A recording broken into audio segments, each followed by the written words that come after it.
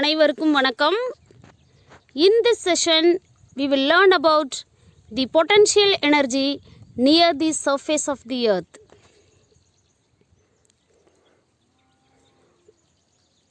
புவி பரப்புக்கு மிக அருகில் ஒரு பொருளோட நிலையாற்றல் எவ்வளோ இருக்கும் அப்படிங்கிறத தான் இப்போ நம்ம தெரிஞ்சுக்க போகிறோம். அதாவது புவி பரப்புலேருந்து ஹெச் உயரத்தில் எம் நிறை இருக்கிற ஒரு பொருள் இருக்கிறதா நம்ம கருத்தில் எடுத்துக்கிறோம். இப்போ இங்கே நிலையாற்றல் பொட்டன்ஷியல் எனர்ஜி அப்படிங்கிறது எப்படி வந்தது அப்படின்னு பார்த்திங்கன்னா, இந்த எர்த் சர்ஃபேஸ்லேருந்து ஹெச் ஹைட்டுக்கு அந்த ஆப்ஜெக்டை மேலே எடுத்துகிட்டு போகிறதுக்கு எவ்வளோ ஒர்க் பண்ணியிருக்குமோ அந்த ஒர்க் டன் தான் எப்படி இருக்கும் அப்படின்னு பார்த்திங்கன்னா, nearly equal to potential energy of that object near the surface of the earth. புவி பரப்புலேருந்து ஹெச் உயரத்துக்கு அந்த பொருளை எம் நிறை இருக்கிற பொருளை எடுத்துகிட்டு போகிறதுக்கு செஞ்ச வேலை தான் அந்த அமைப்பில் நிலையாற்றலாக சேமித்து வைக்கப்பட்டிருக்கும். அதை பற்றி தான் இப்போ நம்ம தெரிஞ்சுக்க போகிறோம். சரியா?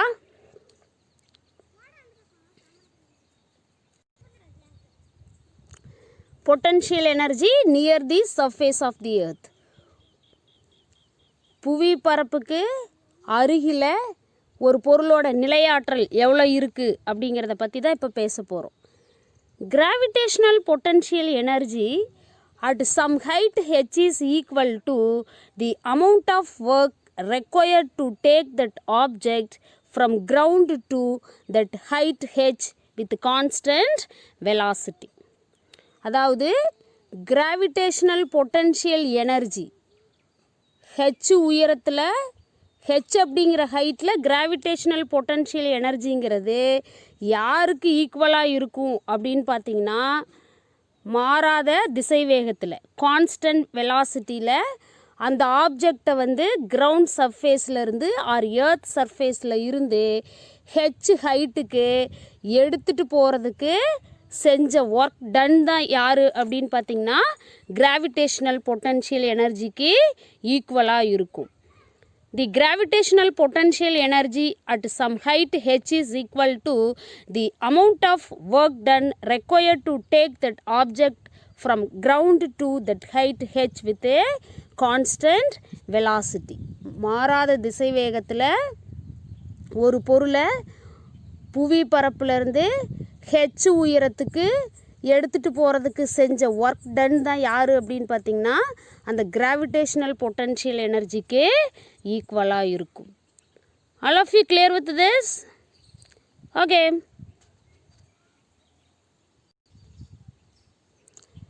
Let us consider a body of mass m being moved from ground to height h against the gravitational force. இது ரொம்ப முக்கியமான point. against the gravitational force. gravitational force எங்கே ஆக்ட் ஆகும்? Vertically downward. gravitational force acting vertically downward FG. அதுக்கு அகைன்ஸ்டாக, அதுக்கு எதிராக நம்ம என்ன செய்கிறோம் அப்படின்னு பார்த்திங்கன்னா, கிரவுண்டில் இருந்து ஹெச் ஹைட்டுக்கு எம் மாஸ் இருக்கிற அந்த பொருளை எடுத்துகிட்டு போகிறதா நம்ம கன்சிடர் பண்ணிக்கணும். Let us consider a body of mass m being moved from ground to height h against the gravitational force. இதை தான் நம்ம அந்த டயக்ராமில் பார்த்துருக்கோம். எம் நிறை இருக்கிற ஒரு பொருள், எம் மாஸ் இருக்கிற ஒரு ஆப்ஜெக்ட்டு கிரவுண்ட் சர்ஃபேஸ்லேருந்து ஹெச் ஹைட்டுக்கு எடுத்துகிட்டு போகிறதுக்கு செஞ்ச ஒர்க் டன் தான் யார் அப்படின்னு பார்த்திங்கன்னா, பொட்டன்ஷியல் எனர்ஜியாக இங்கே ஸ்டோர் ஆகிருக்கும். எஃப்ஜின்றது gravitational force acting vertically downward. F A அப்படிங்கிறது தான் applied external force on that object against the gravitational force to keep that object H height from the ground. Okay.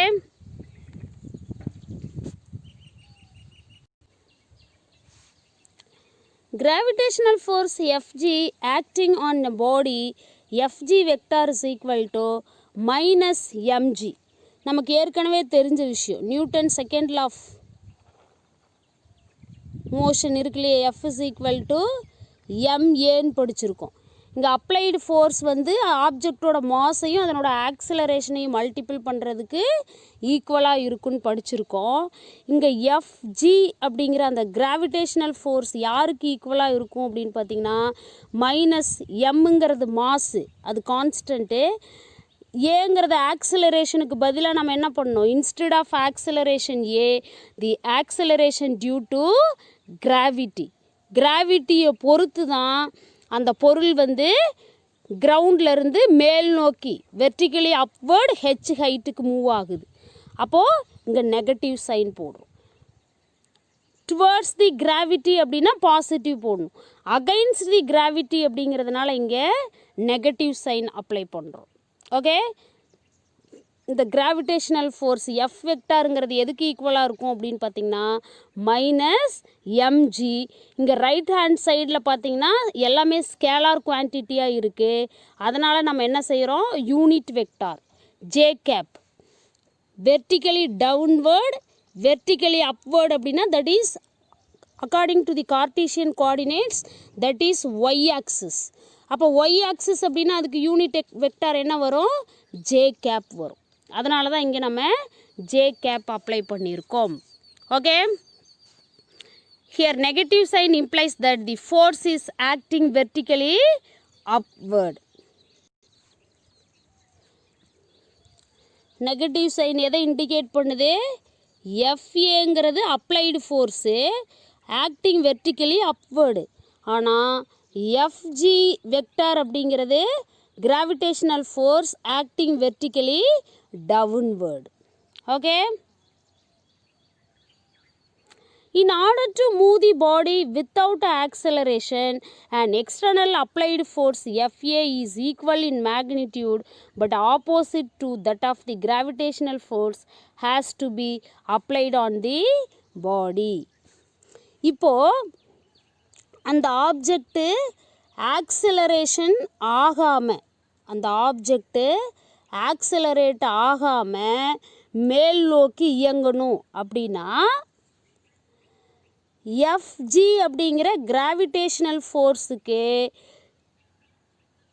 ஈக்குவலான மேக்னிடியூட் பட் ஆப்போசிட் டைரக்ஷன் இருக்கிற, equal magnitude இருக்கிற ஆனால் opposite டைரக்ஷனில் இருக்கிற எஃப்ஏங்கிற ஃபோர்ஸை apply பண்ணணும். அப்ளைடு ஆன் தி பாடி, அந்த பொருள் மேலே செயல்படுத்தணும்.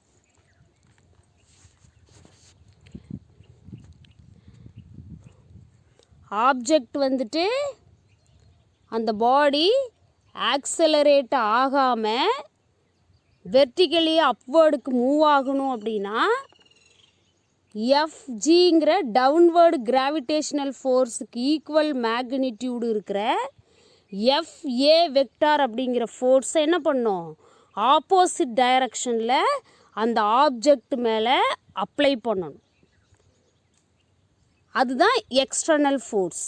அந்த எஃப்ஏங்கிறது தான் எக்ஸ்டர்னல் ஃபோர்ஸ், புற விசை அப்படிங்கிறது.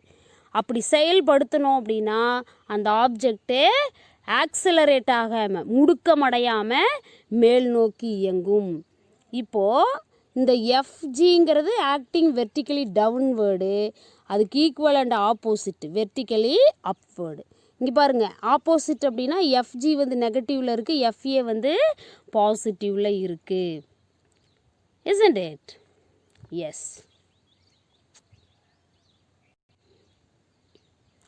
This implies that FA vector is equal to plus mg j cap. சரிதானே? According to F is equal to ma. இங்கே ஏங்கிறது ஜென்ரல் மோஷனில் ஆக்சிலரேஷன். ஆனால் இங்கே due to gravity object accelerate ஆகிறதுனால இன்ஸ்டெட் ஆஃப் ஏ வந்து நம்ம என்ன செய்யணும், acceleration due to gravity small G apply பண்ணணும். எஃப்ஜிங்கிறது நெகட்டிவ், எஃப்ஏங்கிறது positive. So F A vector is equal to plus M G J cap. இது யாரை உணர்த்துது அப்படின்னு பார்த்தீங்கன்னா எஃப்ஏ அப்படிங்கிற இந்த ஃபோர்ஸ் அப்ளை பண்ணதுனால எம் மாஸ் இருக்கிற அந்த ஆப்ஜெக்ட்டு ஹெச் ஹைட்டுக்கு மேல் நோக்கி இயங்குது. அதுதான் இதுக்கு அர்த்தம். Okay, The positive sign implies that applied force is in vertically upward direction. பொருள் இயங்க வேண்டிய திசையில் அந்த ஃபோர்ஸு செயல்படுது. ஆப்ஜெக்ட்டு வெர்டிக்கலி அப்வேர்டில் மூவ் ஆகணும். அப்போ அப்ளைடு ஃபோர்ஸ் என்ன ஆகுது? Vertically upward. அதை தான் இந்த பாசிட்டிவ் சைன் நமக்கு இண்டிகேட் பண்ணுது. Hence when the body is lifted up, its velocity remains unchanged and thus its kinetic energy also remains constant. இதிலிருந்து ஒரு முடிவுக்கு வரும். எப்போ ஆப்ஜெக்ட்டு மேல் நோக்கி லிஃப்டட் அப்வேர்டு மேல் நோக்கி நகருதோ, மேல் நோக்கி இயங்குதோ, அல்லது அங்கே மேலே பிளேஸ் பண்ணியிருக்கிறோமோ, அப்போ வெலாசிட்டி அப்படின்றது remains constant, uniform velocity change ஆகாததுனால கைனட்டிக் எனர்ஜியும் remains constant.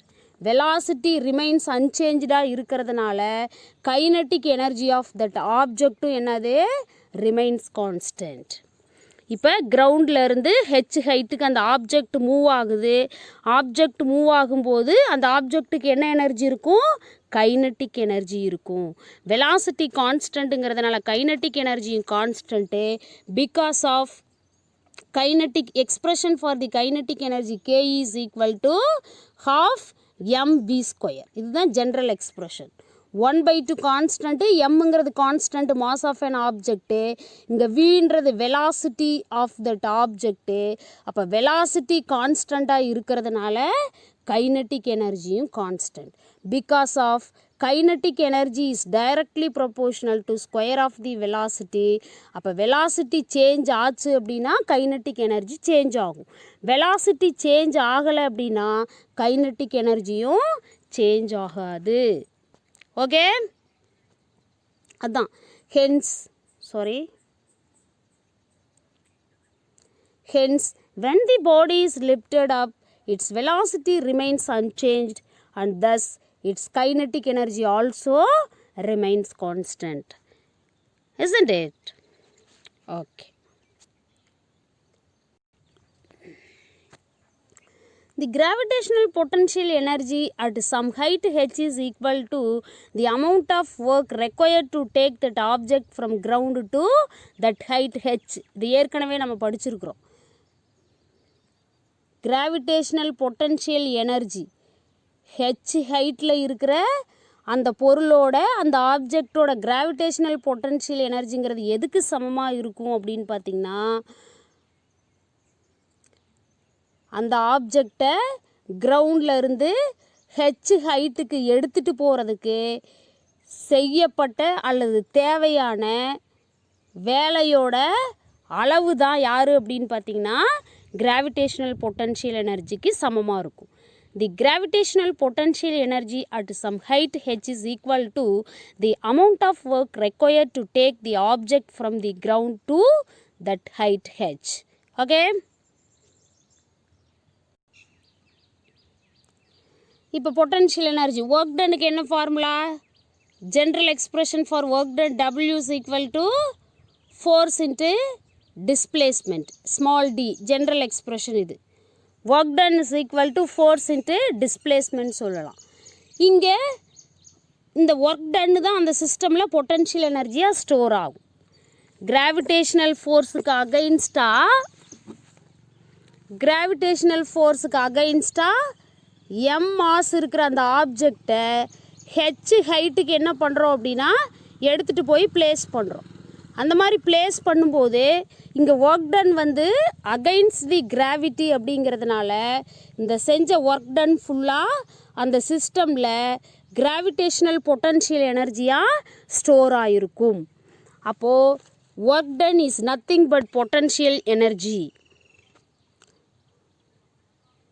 W is nothing but U அப்படிங்கிறதுனால that is equal to integral FAன்றது அப்ளைடு ஃபோர்ஸு டாட் DR அப்படின்றது displacement.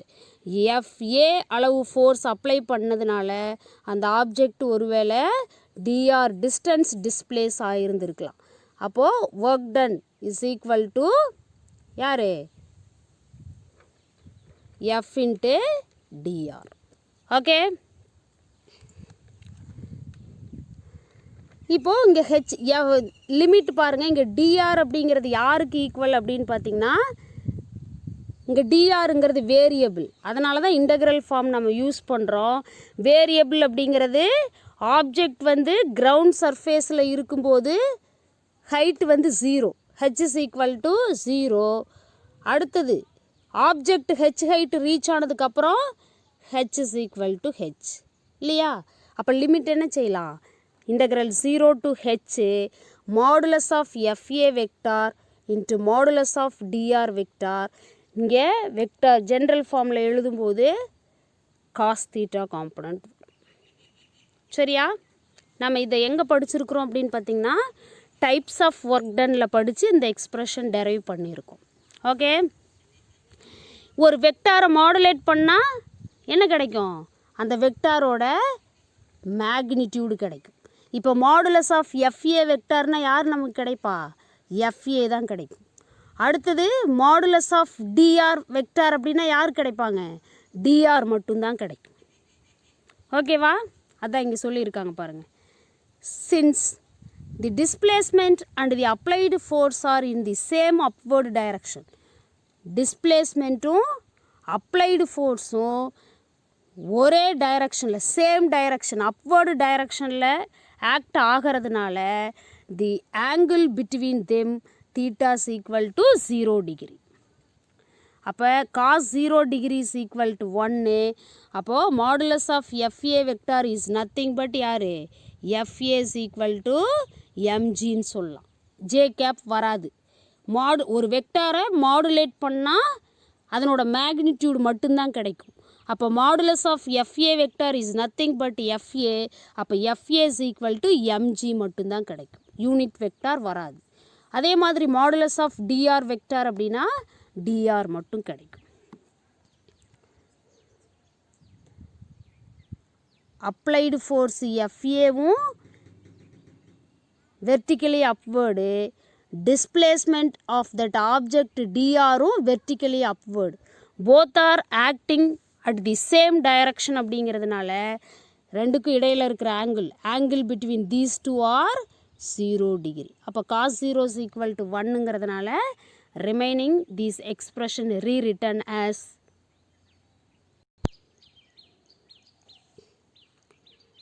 u is equal to integral 0 to h FA into DR மட்டும் கிடைக்கும். இப்போ FAவோட value என்னது? mgன்னு already நம்ம டிட்டர்மைன் பண்ணியிருக்கோம்.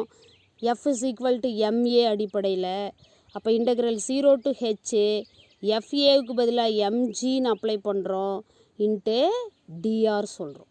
இங்கே mங்கிறது மாஸ் ஆஃப் அன் ஆப்ஜெக்ட், ஜின்றது ஆக்சிலரேஷன் டியூ டு கிராவிட்டி. இது போத் ஆர் கான்ஸ்டன்ட் டேர்ம்ஸ் அப்படிங்கிறதுனால வெளியில் எடுத்துடுறோம். ஓகே, வெளியில் எடுக்கும்போது u is equal to mg integral 0 to h into drன்னு கிடைக்கும். இன்டெக்ரல் ஃபார்முலா சொல்லுங்கள் பார்க்கலாம். dxஐ இன்டெக்ரேட் பண்ணால் x, அப்போது dr இன்டெக்ரேட் பண்ணால் யார் கிடைப்பாங்க? r தான் கிடைக்கும். அப்போ u is equal to mg into dr integrate பண்ணும்போது r கிடச்சிருக்கு. Limit 0 to h. mg கான்ஸ்டண்ட்டை ஏன் வெளியில் எடுத்திருக்கோம்? கான்ஸ்டண்ட்டை இன்டெக்ரேட் பண்ணாலும் டிஃப்ரென்ஷியேட் பண்ணாலும் அதனோட வேல்யூ 0, அதனால் கான்ஸ்டண்ட்டை வெளியில் எடுத்துட்டோம். இன்டெக்ரேட் பண்ணியிருந்தால் என்ன ஆயிருக்கும்? That whole term total potential energy stored in that system goes to 0 அப்படின்ற ஒரு கான்செப்டே இல்லை. அதனால் நம்ம என்ன பண்ணியிருக்கோம் அப்படின்னா கான்ஸ்டண்ட்டை வெளியில் எடுத்திருக்கோம். அங்கே பொட்டன்ஷியல் எனர்ஜி ஆப்ஜெக்டில் இருக்குது, ஆப்ஜெக்ட்டுக்கு பொட்டன்ஷியல் எனர்ஜி இருக்குது. அப்போ இன்டெக்ரேட் பண்ணியிருந்தால் 0 ஆயிருந்துச்சுன்னா ஆப்ஜெக்ட்டுக்கு பொட்டன்ஷியல் எனர்ஜி இல்லைன்னு ஆயிரும். அப்படி ஒரு விஷயம் ப்ராக்டிக்கலாக இம்பாசிபிள். அதனால தான் கான்ஸ்டண்ட்டை நம்ம வெளியில் எடுத்துட்டோம். சரிங்களா? இப்போ லிமிட் அப்ளை பண்ணுங்கள். லிமிட் எப்படி அப்ளை பண்ணணும்னு நான் சொல்லி கொடுத்துருக்கேன். Upper limit minus of lower limit, இதை அப்படியே மைண்டில் வச்சுக்கணும். ஆருக்கு பதிலாக H upper limit, H minus lower limit 0. இப்போ 0 ப்ளஸ்ஸாக இருந்தாலும் மைனஸாக இருந்தாலும் அதுக்கு வேல்யூ இல்லை. அப்போ என்ன செய்கிறோம்? u is equal to mgh. U is equal to mgh அப்படிங்கிறது தான் gravitational potential energy which is stored in that object from h height into h height from the ground. புவி பரப்புலேருந்து ஹெச் உயரத்தில் இருக்கிற அந்த பொருளோட கிராவிடேஷ்னல் பொட்டன்ஷியல் எனர்ஜி அப்படிங்கிறது U is equal to mgh-க்கு ஈக்குவலாக இருக்கும். இந்த அடிப்படையில் தான் நம்ம என்ன செய்கிறோம் அப்படின்னு பார்த்திங்கன்னா, எக்ஸ்ப்ரெஷன் ஃபார் பொட்டன்ஷியல் எனர்ஜி அப்படின்னா P is equal to mgh-ன்னு நீங்கள் லோவர் கிளாஸ்லலாம் படிச்சிருப்பீங்க. அதே மாதிரி K is equal to half mv ஸ்கொயர்லாம் நம்ம டெரைவ் பண்ணியிருக்கோம் சின்ன கிளாஸஸில். Okay,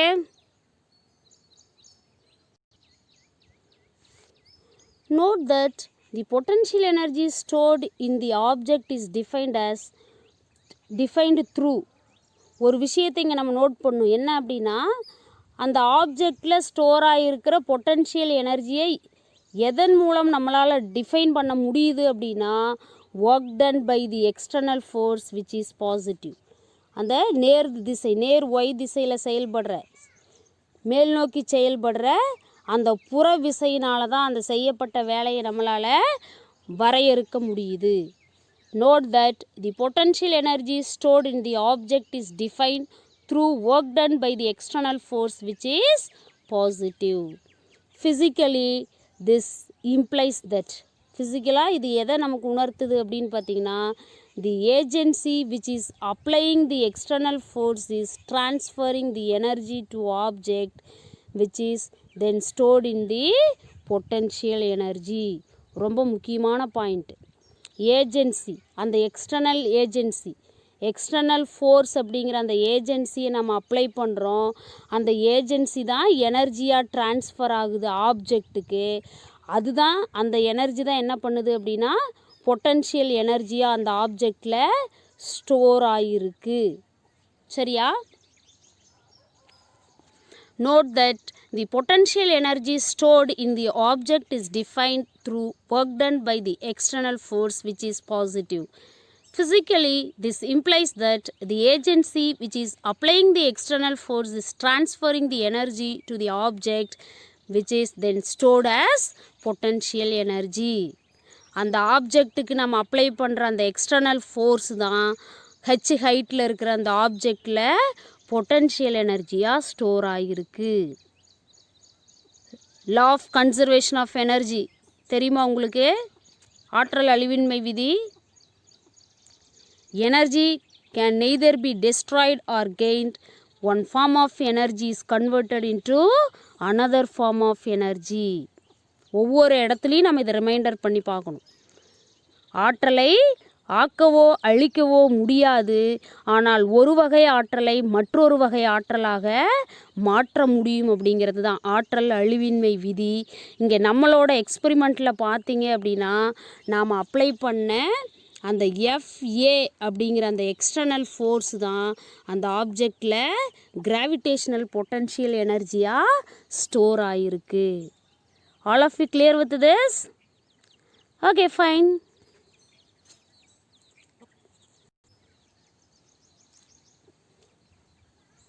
If the object is allowed to fall from h height, then the stored potential energy is converted into kinetic energy. இது நம்ம எல்லாருக்குமே ஏற்கனவே தெரியும். ஒரு ஆப்ஜெக்ட் ரெஸ்ட் ஸ்டேட்டில் இருக்கும்போது அதுக்கு பொட்டன்ஷியல் எனர்ஜி இருக்கும். அதுவே அந்த ஆப்ஜெக்ட் மோஷன் ஸ்டேட்டுக்கு போகும்போது அந்த ஆப்ஜெக்ட்டுக்கு இருக்கிற எனர்ஜி பார்த்திங்கன்னா என்னது? Kinetic energy. ஓய்வு நிலையில் இருக்கும்போது பொட்டன்ஷியல் எனர்ஜி அந்த ஆப்ஜெக்ட்டுக்கு இருக்கும். அந்த ஆப்ஜெக்ட்டு இயங்க ஆரம்பிக்கும் போது இந்த பொட்டன்ஷியல் எனர்ஜி தான் கைனட்டிக் எனர்ஜியாக கன்வெர்ட் ஆகும். இந்த மாதிரி எனர்ஜி கன்வர்ஷன் நடந்துக்கிட்டே இருக்கும். ரெஸ்ட்டுக்கு வரும்போது கைனட்டிக் எனர்ஜி பொட்டன்ஷியல் எனர்ஜியாக மாறும். மோஷன் ஸ்டேட்டுக்கு போகும்போது பொட்டன்ஷியல் எனர்ஜி கைனட்டிக் எனர்ஜியாக கன்வெர்ட் ஆகும். அதுதான் இங்கேயும் நம்ம சொல்லியிருக்கோம். ஒருவேளை அந்த ஆப்ஜெக்டை, அந்த ஹெச் ஹைட்டில் இருக்கிற அந்த ஆப்ஜெக்டை ஹெச் ஹைட்டில் இருந்து கீழ் நோக்கி விழறதுக்கு நம்ம அலோவ் பண்ணோம் அப்படின்னு பார்த்திங்கன்னா, அந்த ஸ்டோராக இருக்கிற பொட்டன்ஷியல் எனர்ஜி அந்த ஆப்ஜெக்டோட கைனட்டிக் எனர்ஜியாக கன்வெர்ட் ஆகும். If the object is allowed to fall from a height h, then the stored potential energy is converted into kinetic energy. All of you understand well? Okay. இப்போ பாருங்கள், இந்த topic ரிலேட்டடான ஒரு problem பார்க்கலாம். An object of mass 2 kg is taken to a height 5 meter from the ground. G is equal to 10 meter second power minus 2. An object of mass 2 kilogram. 2 kilogram அப்படிங்கிறது அந்த ஆப்ஜெக்டோட mass. அப்போ எம்னு எழுதிக்கணும். Taken to height 5 metre. அதை என்ன பண்ணுறோம் அப்படின்னா 5 metre உயரத்துக்கு எடுத்துக்கிட்டு போகிறோம் இல்லையா, ஹைட்டுக்கு எடுத்துகிட்டு போகிறோம். அப்போ இந்த 5 மீட்டருங்கிறது ஹெச் ஃப்ரம் தி கிரவுண்டில் இருந்து. இங்கே ஜிங்கிறது acceleration due to gravity. G equal to 9.81 metre second power minus 2ங்கிறது கான்ஸ்டன்ட் வேல்யூ. இதை ரவுண்ட் ஆஃப் பண்ணி நம்ம as per our convenience 10 metre second power minus 2 அப்படின்னு சொல்லி வச்சுக்கிறோம். சரிங்களா? இப்போ இதிலேருந்து நம்ம என்னெல்லாம் டிட்டர்மைன் பண்ணணும் அப்படின்னா, calculate the potential energy stored in the object. அந்த ஆப்ஜெக்டில் ஸ்டோர் ஆகிருக்கிற potential energy U is equal to mgh value என்னன்னு கண்டுபிடிக்கணும். அடுத்தது where does this potential energy come from? இந்த பொட்டன்ஷியல் எனர்ஜி அப்படிங்கிறது எங்கேருந்து அந்த ஆப்ஜெக்ட்டுக்கு கிடச்சிது அப்படின்னு கண்டுபிடிக்கணும். What external force must act to bring the mass to that height? அப்போது அந்த எவ்வளவு எக்ஸ்டர்னல் ஃபோர்ஸ் வந்து அந்த ஆப்ஜெக்ட் மேலே ஆக்ட் ஆச்சு அப்படின்னா எம் மாஸ் இருக்கிற அந்த ஆப்ஜெக்டை ஹெச் ஹைட்டுக்கு எடுத்துகிட்டு வர முடியும். இதெல்லாம் நம்ம டிட்டர்மைன் பண்ணணும். ஒன் மோர் திங்,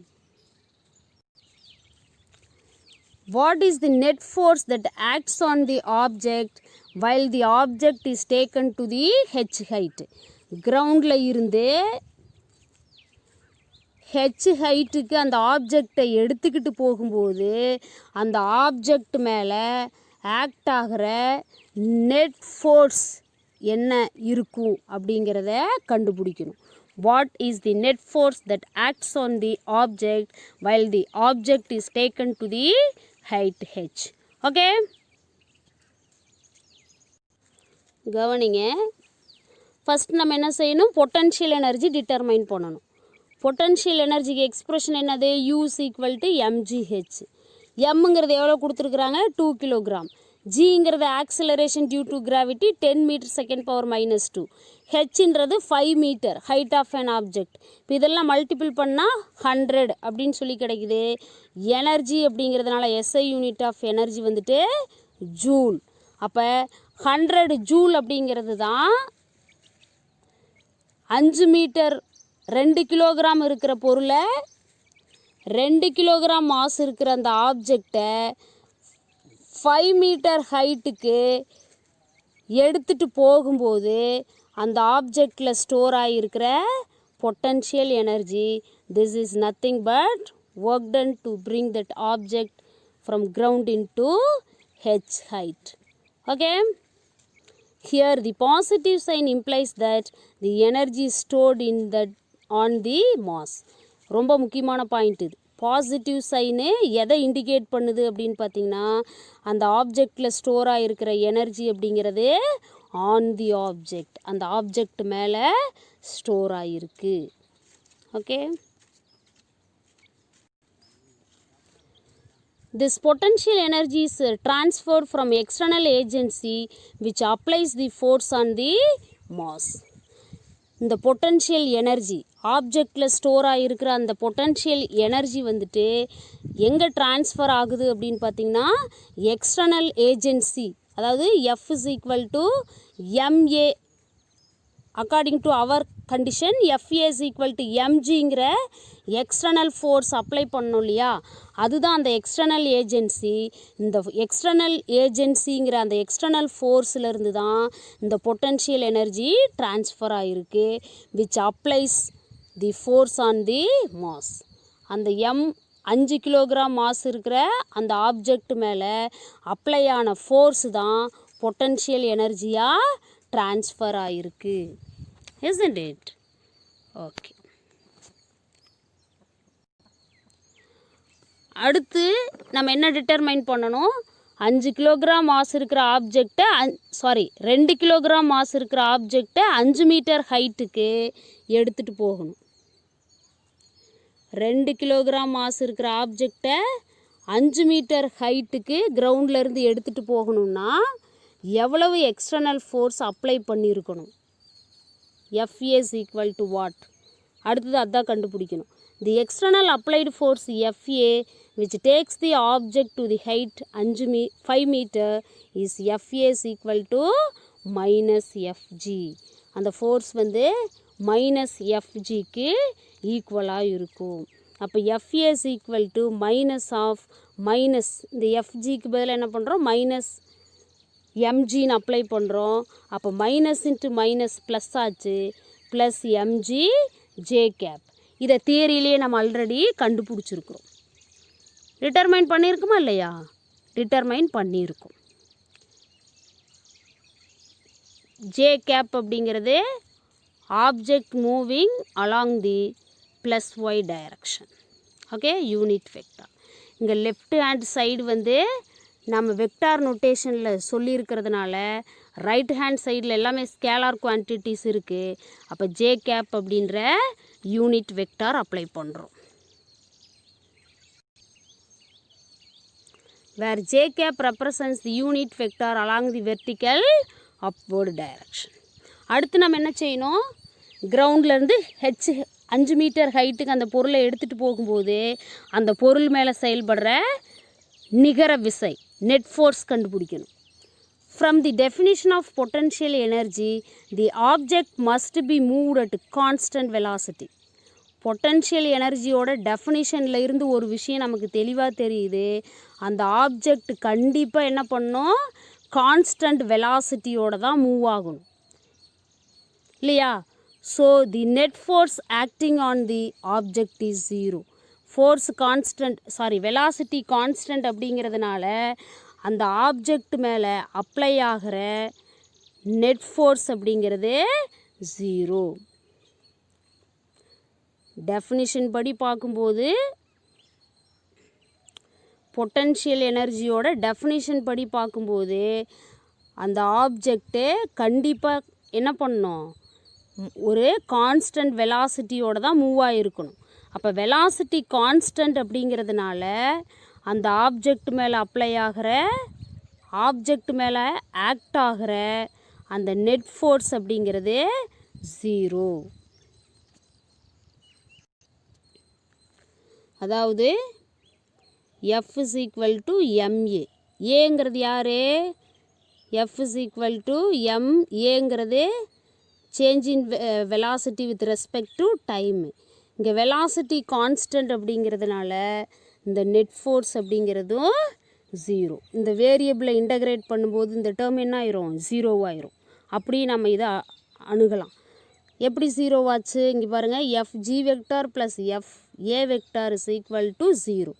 ஏன்னா FA vector is equal to minus FG vector. அந்த ஃபோர்ஸ் அப்படிங்கிறத அப்ளை பண்ணுங்க பார்க்கலாம்.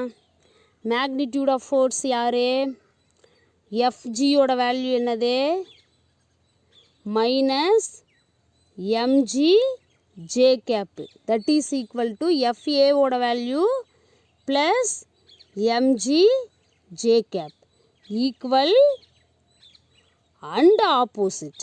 அப்போ whole thing is equal to 0. இப்படியும் அணுகலாம். All of you got my point? Okay. Thank you for listening, students.